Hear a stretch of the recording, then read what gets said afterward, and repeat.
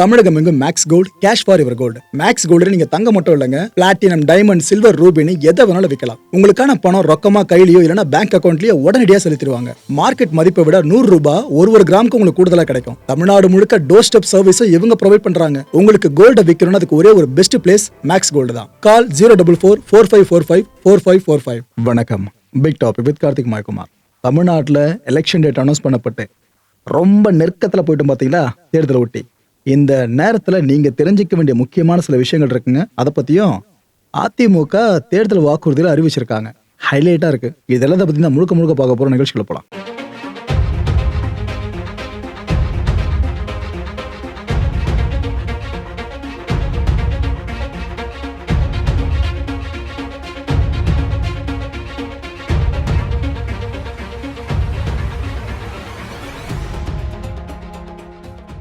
இந்த தேர்தல் நடத்தை விதிகள் அமல்ல இருக்கா? இந்த நேரத்துல 50,000 ரூபாய்க்கு மேல யாராவது ரொக்கமா கொண்டு போறீங்க அப்படின்னாலே அதை எடுத்து போலீஸாரெல்லாம் பார்க்க ஆரம்பிச்சிருவாங்க. இந்த பறக்கும் படம் என்ன ஏது, எதுக்கு கொண்டு போறீங்க, எதுக்கான ஆவணங்கள் இருக்கான்னு கேட்க ஆரம்பிச்சிருவாங்க. ஏன்னா இது மக்களை மட்டுப்படுத்துறதுக்காக கிடையாது, ஒரு நல்ல தேர்தலை நடத்தி முடிக்கணுன்றதுக்காக தான். பணப்பட்டுவாடா இருக்குல்ல, அதை ஃபுல்லா கண்ட்ரோல் பண்றதுக்காக தான். இது வரைக்கும் தமிழ்நாட்டில் மட்டுமே 152 கோடி ரூபாய் ரொக்கத்தை பறிமுதல் பண்ணியிருக்காங்க. உரிய ஆவணங்கள் சார்ந்த அடுத்தடுத்த விஷயங்கள் போகும். ஆனா இதுக்கு முன்னாடி ஒட்டு மொத்தமா பறிமுதல் பண்ணிருக்கிறது 152 கோடி ரூபாய். இதுல ரொக்கம், தங்கம், வெள்ளி, அப்புறம் இந்த இலவச பொருட்கள், அவ்வளோயா சரக்கு பாட்டில் முதற்கொண்டு நிறைய விஷயங்களை பறிமுதல் பண்ணியிருக்காங்க. இன்னொரு ஹைலைட் என்னன்னா, 50,000 ரூபாய்க்கு மேல போயிட்டாலே கேட்க ஆரம்பிச்சிடறாங்களா இது எதுக்கு என்னன்னு சொல்லிட்டு. இதுல கோயில் உண்டியல் பணம் இருக்குல்ல, அது வரைக்கும் முடங்கி இருக்கிறதா அடுத்த கட்ட ஒரு அதிருப்தியை இட ஆரம்பிச்சது. இந்த வணிகர்கள் இருக்காங்களே, அவங்க வேற தேர்தல் ஆணையத்திட்ட என்ன கேட்டிருந்தாங்க, ஏங்க நாங்களாம் பிஸ்னஸ் பண்ணிட்டு இருக்கோம், இந்த 50,000 அப்படின்றது எங்களுக்கு ரொம்ப குறைவு, இதை விட அதிகமாக நீங்கள் ஒரு ஸ்லாபை நிர்ணயம் பண்ணீங்கன்னா நாங்கள் கொஞ்சம் கொண்டு போகிறது ஈஸியாக இருக்குங்க. லிக்விட் கேஷ் பேஸ் பண்ணி தான் நிறைய விஷயங்கள் போயிட்டு இருக்கோம் எங்களோட தொழிலை பொறுத்த வரைக்கும். அதுக்கு எதனா ஆணையம் பண்ண முடியுமான்னு சொல்லி கேட்டாங்க. ஆனால் இதுக்கு ஆணையம் தெளிவாக சொல்லிட்டாங்க, இல்லைங்க இதுதான் சட்ட திட்டம், ஆனால் நீங்கள் சொன்ன விஷயம் நாங்கள் இந்திய தலைமை தேர்தல் ஆணையத்துக்கு நாங்கள் அனுப்பிச்சிட்டோம், ஃபார்வர்ட் பண்ணிட்டோம், அவங்க பார்த்துட்டு சொல்லிட்டோம், அது வரைக்கும் இதான் ரூல்னு தெளிவாக சொல்லிட்டாங்க. இப்போ மக்களுக்கு ஒரு பயம் ஏற்பட்டிருக்குல்ல, அப்படின்னா வெளியே பணத்தையே கொண்டு போக கூடாதா அப்படின்ட்டு. ஒட்டுமொத்த பணத்தையும் சொல்லிட்டு ஜெனரலைஸ் பண்ணிடாதீங்க. தெளிவா சொல்றேன். அர்ச்சனா பட்நாயக் இருக்காங்கள, தமிழக தலைமை தேர்தல் அதிகாரி, இவங்களே விளக்கி இருக்காங்க இது சம்பந்தமா. அதாவது உரிய ஆவணத்தை நீங்க கையில வச்சுக்கிட்டு 50,000 ரூபாய்க்கு மேல தாராளமா கொண்டு போங்க, யாரும் எதுவும் கேட்க போறது இல்லை. ஆனா உரிய ஆவணம் கையில இருக்கணும்ன்றாங்க. அப்புறம் இந்த சிகிச்சை இருக்குல்ல, ஏதாவது ஹாஸ்பிட்டல்ல ட்ரீட்மெண்ட் பார்க்கணும், இதுக்காக பணம் கொண்டு போறீங்க அப்படின்னா இதுக்கு உரிய ஆவணம்னு சொல்லிட்டு உங்க வாட்ஸ்அப் இருக்குல்ல, அதுல இருக்க ஆதாரம் எதனா இருந்தாலே போதும். மற்றபடி இதுக்கு அந்த டாக்குமெண்ட் இந்த டாக்குமெண்ட்ல கேட்க மாட்டோம், இது இருந்தால் போதுன்ட்டு ஒரு எக்ஸம்ஷனா இந்த இடத்துல வெளியிட்டிருக்காங்க. அதுவும் பார்ஷியல் எக்ஸம்ஷன் தான். எல்லாத்துக்கும் இந்த வாட்ஸ்அப் ஆதாரம் பொருந்தாது. சிகிச்சை சார்ந்த பணத்தை கொண்டு போறீங்கன்னாக்கா அதுக்கு பொருந்தும். இந்திய தேர்தல் ஆணையம் இப்போ ஒரு அனுமதியை கொடுத்துருக்காங்க. யார் யாருக்கு? அரசியல் கட்சிகள்னாலே பேசி வளரவங்க தானே எல்லாருமே. பேசி ஆட்சியை பிடிக்கிற பரம்பரை தான் நம்ம பரம்பரை. அந்த வகையில் தமிழ்நாட்டில் நட்சத்திர பேச்சாளர்கள் எத்தனை பேர் நம்ம அனுமதி கொடுத்துருக்காங்க? 262 பேருக்கு. இதெல்லாம் அங்கீகரிக்கப்பட்ட கட்சியினர் இருக்காங்களே, இந்த கட்சிகளுக்கு தலா 40 பேருங்க. ஒரு கட்சிக்கு 40 பேருன்ற மாதிரி. அப்புறம் பதிவு செய்த கட்சிகள் இருக்குல்ல, இந்த கட்சிகளுக்கு தலா 20 பேருன்ற வகையில அனுமதி வழங்கப்பட்டிருக்கு. அவ்வளவுதான். ஒரு கட்சியும் பிரச்சாரத்தை பெருசா ஆரம்பிச்சிட்டாங்களே, இதுக்கப்புறம் பேச்சு ஆனால் எவ்வளவு தெரிக்கொண்டதை மட்டும் வெயிட் பண்ணி பாருங்க. ஆனா அது நாகரிகமா பேசினா வரவேற்கலாம், எல்லாருக்கும் புரிஞ்சிருக்கும்னு நினைக்கிறேன்.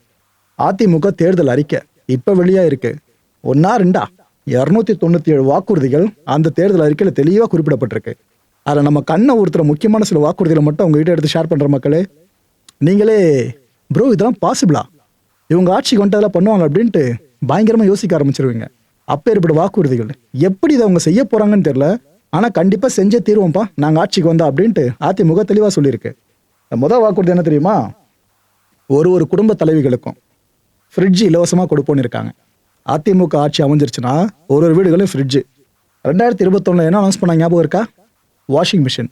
இப்போ ஃப்ரிட்ஜ் வரைக்கும் பரிணாம வளர்ச்சி அடைஞ்சிருக்க மாதிரி இருக்கு. மாதம் 2,000 ரூபாய் உதவித்தொகை வழங்கப்படும்னு சொல்றாங்க. ப்ரோ இந்த 1,000 ரூபாய் மேட்டர்னு கேட்டீங்கன்னா அதை என்ஹான்ஸ் பண்ணி 2,000 ரூபாய் வரைக்கும் உதவித்தொகை வழங்கப்படும் அறிவிச்சிருக்காரு. அண்ட் ரேஷன் கார்டு இருக்குல்ல, இந்த ரேஷன் கார்டு ஹோல்டர்ஸ்க்கு பார்த்தீங்கன்னா அந்த ஃபேமிலிக்கு 1 கிலோ பருப்பு, 1 லிட்டர் சமையல் எண்ணெய் கொடுக்கப்படும்னு சொல்லியிருக்காங்க. எல்லாமே இலவசமா. ஆண்களுக்கும் கட்டணம் இல்லாத நகர பேருந்து வசதி ஏற்படுத்தி தரப்படும்னு சொல்றாங்க. அது என்ன பெண்களுக்கு மட்டும்ட்டு, ஆண்களுக்கும் அப்படின்ற மாதிரி இபிஎஸ் அவர்கள் இந்த அறிவிப்பை வெளியிட்டிருக்காரு. மருத்துவ படிப்பு இருக்குல்ல, இது சார்ந்து அரசு பள்ளி மாணவர்களுக்கு உள் ஒதுக்கீடு இது வரைக்கும் 7.5% கண்டினியூ ஆயிட்டு இருக்குல்ல, அதை 10% நான் இன்க்ரீஸ் பண்ணுவேன் அப்படின்னு சொல்லியிருக்காரு. அண்ட் தெருநாய்கள், ஆக்சுவலாக தெருநாய்கள் பஞ்சாயத்து இந்தியாவை எந்த அளவுக்கு புரட்டி போடுச்சு நான் உங்களுக்கு சொல்லி தெரிய வேணாம். அந்த ஓட்டர்ஸ் சார்ந்தும் இவங்க கவனம் ஈர்க்கணும்ல, அந்த ஓட்ஸ்லாம் இவங்க பக்கம் போகணும்ல, அதனால என்னவோ தெரியல இந்த ஒரு வாக்குறுதியும் கொடுத்துருக்காங்க. தெருநாய்களோட இனப்பெருக்கம் இருக்குல்ல, இதை கட்டுப்படுத்துறதுக்கு சிறப்பு கருத்தடை திட்டத்தை நாங்கள் கொண்டு வருவோன்னு இபிஎஸ் அவர்கள் சொல்லியிருக்காங்க. அண்ட் பட்டியலின மக்கள் விரும்பி கிறிஸ்தவராக மாறுறாங்க அப்படின்னா அவங்களோட அந்த பழைய உரிமைகள் அந்த சலுகைகள் இருக்குல்ல, இது இப்படியே தொடர்றபடி மத்திய அரசு கவனத்துக்கு இந்த விஷயத்தை கொண்டு போகணும்னு சொல்கிறாங்க. ஆக்சுவலாக செஞ்சு முடிச்சிடும்னு சொன்னால் வரவேற்கலாம். ஆனால் அந்த கவனத்தை கொண்டு போவேன் நீட் என்னாச்சுன்னு உங்களுக்கு நல்லா தெரியும். அவங்க என்ன சொல்லி அதுக்கப்புறம் வாக்குறுதி எப்படி போச்சுன்னு சொல்லிட்டு. ஸோ இது போல விஷயம் கொண்டு போகிறாங்க அப்படின்னாலே அது நடக்கும் நடக்காமலும் போகலாம். அந்த கண்டிஷன் அப்ளை மனசில் வச்சுக்கோங்க. அப்புறம் இந்த பட்டியலின மக்கள் கோயில் கட்டுறாங்க அப்படின்னா அவங்களுக்கு 5 லட்சம் ரூபாவை நாங்கள் கொடுப்போம்னு சொல்கிறாங்க. இது வரைக்கும் 2.5 லட்சம் ரூபாவாக இருக்குது. இதை இன்க்ரீஸ் பண்ண போகிறதா சொல்லியிருக்காங்க டபுளா.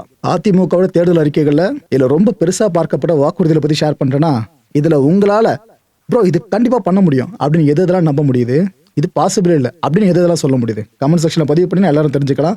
மக்களோட மனசை நான் மட்டும் இல்லை கட்சியினரும் தெரிஞ்சுப்பாங்க. என்டிஏ, இந்த என்டிஏ தமிழ் மாநில காங்கிரஸுக்கு எவ்வளோ தொகுதிகளை ஒதுக்கீடு செய்ய போகிறோம்னு பெரிய எதிர்பார்ப்பு இருந்துச்சுல, இப்போ அந்த எதிர்பார்ப்புக்கு முற்றுப்புள்ளி வச்சுட்டாங்க. 5 தொகுதிகளை ஒதுக்கீடு செஞ்சுருக்காங்க.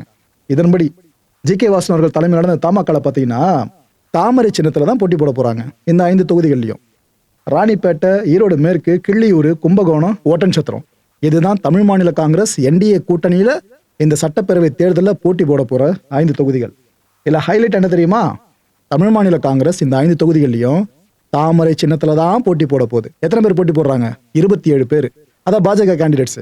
ஸோ 27 + 5 32 தாமரைகள் இந்த முறை மலருதுங்க. சட்டப்பேரவைக்குள்ள மலருமான்னு தெரியல, பட் இந்த எலெக்ஷன்ல வேட்பாளர்களா இந்த சின்னத்தில் போட்டி போடுறவங்க எண்ணிக்கை அதிகரிச்சிருக்கு.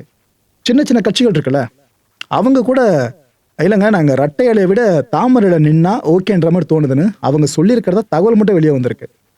இதை பார்க்கும்போது இலையை தாண்டி தாமரை மலருதோ அப்படின்ற எண்ணம் நம்மளுக்கே டிஃபால்ட்டாக வர ஆரம்பிச்சிடுதுல. இந்த ரெட்டை இலை சின்னம் இருக்குது பார்த்தீங்களா, இதோட அந்த ஒரு அடையாளத்தை யாராலையும் அவ்வளோ சீக்கிரம் புறந்தள்ளிட முடியாது. ஆனால் இவங்க இப்போ எடுத்திருக்க முடிவு இருக்குல்ல, தாமரை சின்னத்திலே போட்டி போகிற சின்ன சின்ன கட்சிகள் கூட, இது சரியான முடிவா தப்பான முடிவான்றது எலெக்ஷன் ரிசல்ட் வந்ததுக்கப்புறம் நாம ஒரு முடிவுக்கு வர முடியும்.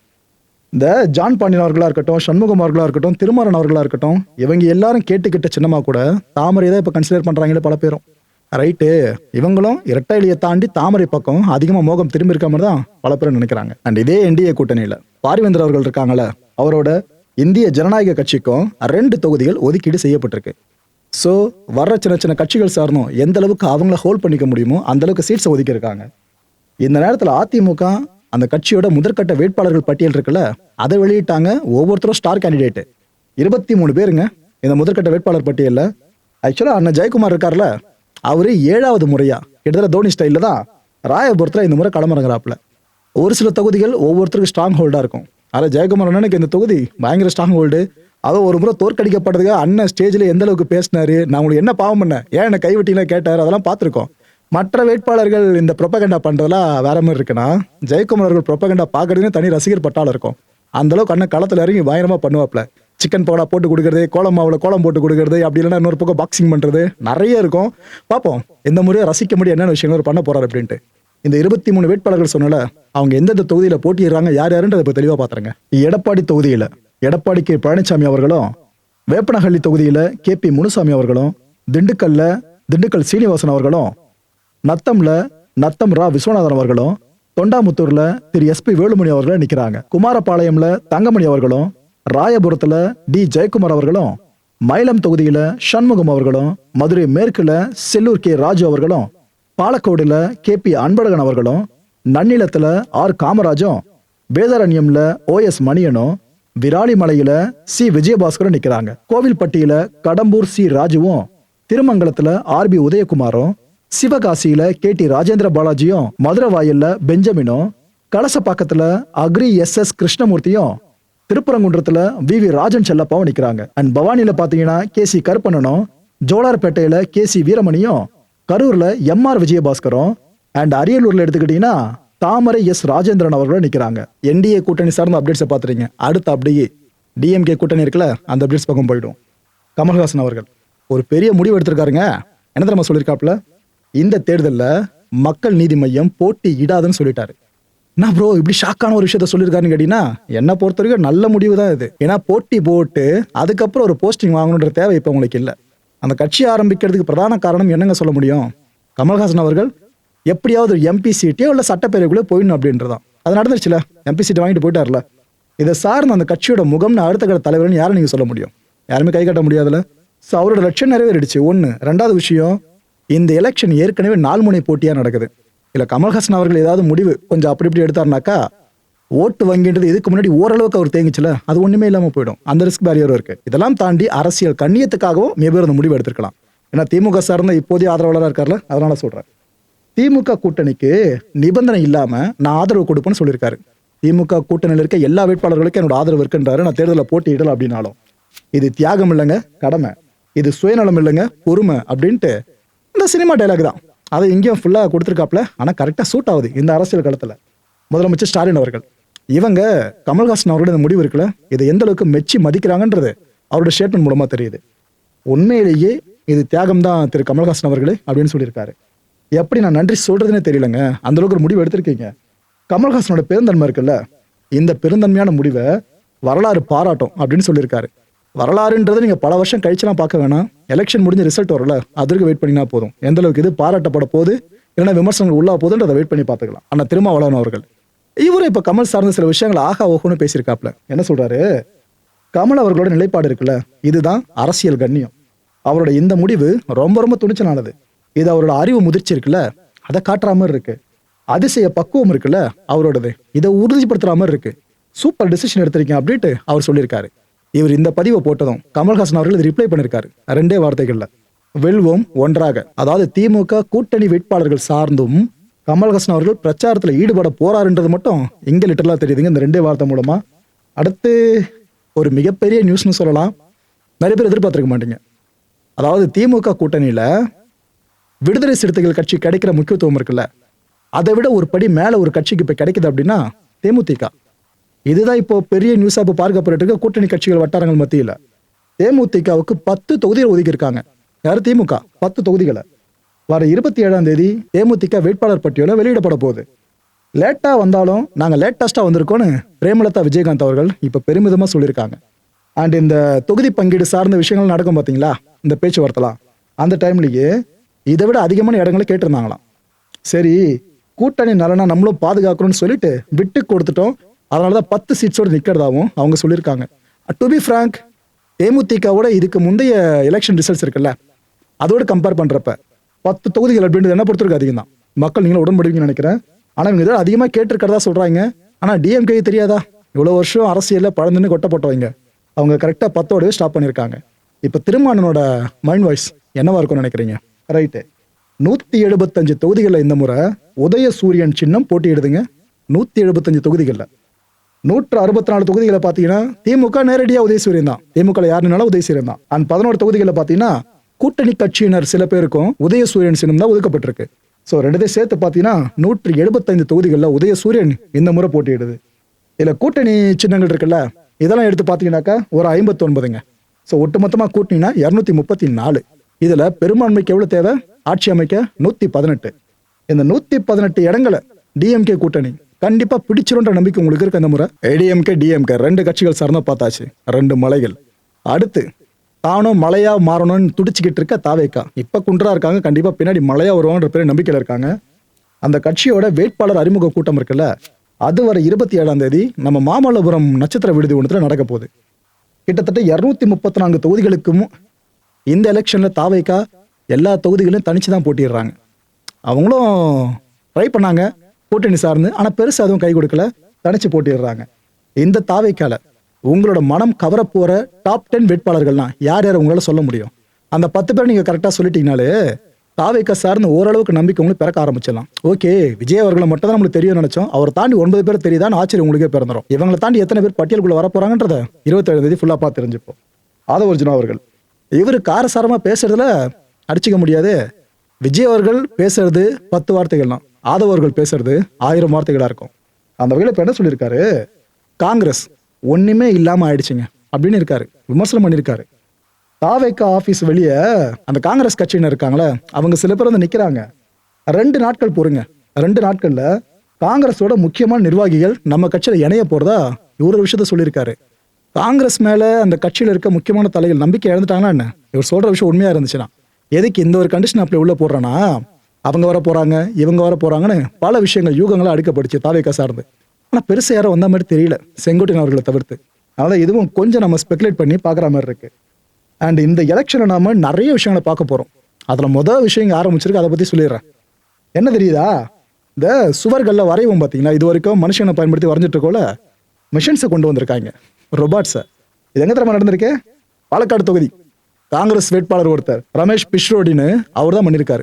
கேரள சட்டப்பேரவை தேர்தலை முன்னிட்டு இந்த விஷயத்த பண்ணியிருக்காப்புல. கேரள சுவர்ல ஃபுல்லா ரொபாட்டை வச்சு பெயிண்டிங் பண்ணிட்டு இருக்காரு. இந்த ரொபாட்டோட பேரு சுவர் பாட். எதில் வரைகிறாங்க? சுவர்ல. பாட்டு ரொபாட்டு சுவர் பாட் 2.0.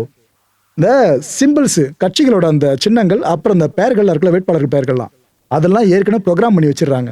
அதை அப்படியே எடுத்து ஸ்ப்ரே பண்ணி வரைஞ்சி விட்டுருது சுவரில் முழுக்க. செம்மையா இருக்குல்ல இந்த மேட்ரு. போக போக இன்னும் இது போல நிறைய புரட்சிகளை இந்த எலெக்ஷன் சார்ந்து பார்ப்போம்னு நினைக்கிறேன். மக்களை இந்த கான்டென்ட்டை பொறுத்தவரை நாமளா சிந்திக்க வேண்டியது ஒரே ஒரு விஷயம் தான். இலவசங்களுக்கும் அரசோட கடன் சுமை இருக்குல்ல, இதுக்கும் சம்மந்தம் இல்லையோ அப்படின்னு நம்ம நினைக்கிற மாதிரி தான் ஒரு கட்சியோட வாக்குறுதியை வெளியாயிட்டு இருக்கு. இதை பத்தி டீப்பா நீங்க யோசிச்சு பாருங்க. நான் ரொம்ப பெருசா இதை பத்தி எக்ஸ்பிளைன் பண்ண விரும்பல, உங்களுக்கே புரியும். அடுத்த நிகழ்ச்சி சந்திக்கலாம். நன்றி, வணக்கம். தமிழகம் எங்கும் max gold, cash for your gold. Max gold நீங்க தங்க மட்டும் இல்லைங்க, பிளாட்டினம், டைமண்ட், சில்வர், ரூபினி எதை வேணாலும் விற்கலாம். உங்களுக்கான பணம் ரொக்கமா கையிலயோ இல்லைன்னா பேங்க் அக்கௌண்ட்லயோ உடனடியாக செலுத்திடுவாங்க. மார்க்கெட் மதிப்பை விட 100 ரூபாய் ஒரு கிராமுக்கு உங்களுக்கு கூடுதலா கிடைக்கும். தமிழ்நாடு முழுக்க டோர் ஸ்டெப் சர்வீஸ் இவங்க ப்ரொவைட் பண்றாங்க. உங்களுக்கு கோல்ட விற்கணும்னு அதுக்கு ஒரே ஒரு பெஸ்ட் பிளேஸ் மேக்ஸ் கோல்டு தான். கால் 04445454545. என் நண்பர் மாயம் ஸ்டுடியோஸ் நேயர்களே, மாயம் பக்தின்னு ஆன்மீகத்துக்காக பிரத்யேகமா ஒரு சேனலை கொண்டு வந்திருக்கோம். மறக்காம சப்ஸ்கிரைப் பண்ணி அந்த சேனலுக்கு உங்களோட ஆதரவை மனப்பூர்வமா தெரிவிங்க. வணக்கம் மாயம் ஸ்டுடியோஸ் நண்பர்களே. மாயம் ட்ரெண்ட்ஸ் அப்படின்ற ஒரு புதிய ஃபேஸ்புக் பேஜை ஓப்பன் பண்ணியிருக்கோம்.